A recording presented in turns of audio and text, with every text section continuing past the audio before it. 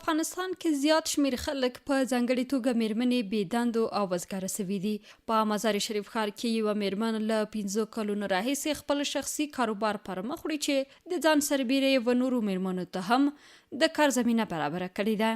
نجیبه حقانی چې د کلبې اوسنه رستورانت مسؤله ده وایي چې له 150,000 افغانیو څخه یې خپله پانګونه پیل کړه او لا هم خپل کار ته دوام ورکوي. نوموړې وایي چې خاوند یې متقاعد دی او په کور یې بل ډوډۍ راوړونکی نه درلود، نو ځکه مجبوره سوه چې خپله لاس په کار سي او د خپل کور سرپرستی پر غاړه واخلي. تقریبا 1.5 لک روپۍ مې پرې لګولې دي. لا ما سره 2 نفره میرمنې دلته کار کوي چې هرې وایي د کور ډوډۍ راوړونکې ده او زه پخپله هم د خپل کور سرپرسته یم. سرپرست فامیل هم هستم. نجیبه وایي چې ورځنی عاید یې تقریبا له 10,000 تر 12,000 افغانیو پورې دی چې نیمایي دغه برخه پیسې یې بیرته مصرف کیږي او دوی ته ډیر څه پکې نه پاتې کیږي. دغه میرمن له حکومت او له اړوندو ادارو څخه غوښتنه کوي چې لاسنیوی او مرسته دې وسي. عواید ما شاید 10,000 شود. زموږ عواید ښایي 10,000 سي یا هم 12,000 سي. نیمه برخه یې بیرته مصرف کیږي، مثلا یوه برخه یې د میرمنو معاش کیږي او څه نور یې هم د هوټل مصرف. 1-2 هزار شاید روز شود. دا په مزار شریف ښار کې یوازینی هغه رستورانت دی چې د میرمنو له لوري اداره کیږي. د دې رستورانت کارکوونکې الهه زینت چې د کور سرپرستی ورتر غاړې ده وایي چې د سهار له 8 بجو بیا د ماښام تر 10 بجو پورې کار کوي. دا چې په زده کړو کې لیسانس هم لري وایي چې د وزګارتیا له امله اړه سوه چې په رستورانت کې کار پیل کړي او له همدې لارې د خپلې کورنۍ څه نه څه اقتصادي ستونزې هوارې کړي. من خودم خود لیسانس هستم. زه په خپله لیسانسه یم. د وزګارتیا له امله اړ سوم چې دلته کار وکړم ترڅو خپلې کورنۍ ته یوه مړۍ ډوډۍ پیدا کړم. از این کار بسیار خوش هستم. زه مې له خپله کاره ډیره خوشحاله یم.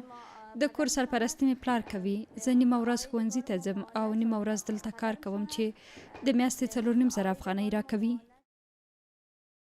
د دې رستورانت ډیری مشتریان هغه اشخاص دي چې له خپلو کورنیو سره د تفریح لپاره دلته راځي او د دې کلبې د آرامه او خوندي فضا ترڅنګ له خوړو څخه هم راضي دي او وایي چې د یادې کلبې خواړه د ښه خوند او رنګ ترڅنګ پاک او صحي هم دي چې ډیری خلک یې د پارسل په ډول ځینې اوسنۍ خواړه خپلو کورونو ته هم وړي.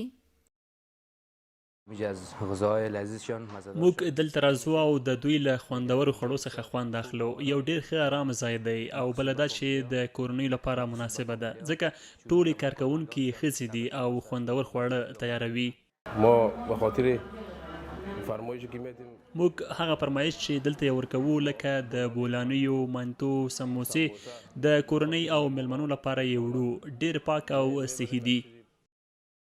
خو بلخوا بیا په کابل ښار کې چې مرکز دی هغه میرمنې د سړکونو پر سر وینو چې د مجبوریت له وجې یې شاقه کارونو ته مخه کړي او پر سړکونو یا د خلکو بوټان رنګوي او یا هم د حمام وړ توکي پلوري.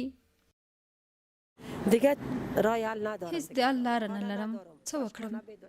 کور نه لرم. کاش کې چې کور مې درلودی. دلته له خپلې ناستې هم خجالت کیږم. زه واقعا احساس د خجالت کوم. شرمیږم.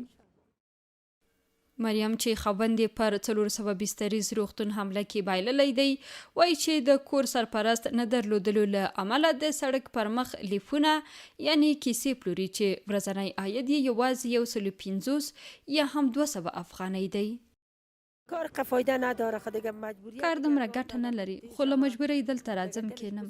ځینې وخت یو نیم کس یو څه مرسته راسره کوي چې زړه را باندې وسوځي. 50 افغانۍ یا هم 100 افغانۍ راکړي. یو څه لیفونه یا هم کیسې خرڅې کړم کیږي 1.5 یا هم 200 افغانۍ په ورځ کې. دا بله هغه میرمن ده چې د سړک پر سر بوټان رنګوي. دغه میرمن د افغانستان له سرپرست حکومت څخه غوښتنه کوي چې اوس مهال د ډیری کورنیو سرپرستی میرمنو ته ورتر غاړې ده او که لاسنیوی او د کار زمینه ورته برابره نسي ستونزې به یې تر دې هم زیاتې سي. دوی دغه راز د نجونو لپاره د زده کړو د زمینې برابرولو ترڅنګ وایي چې که ښځې خپله تعلیم وکړي کولی سي په خپلو پښو ودرېږي او تر یوه بریده به خپلې ستونزې په خپله هوارې کړي.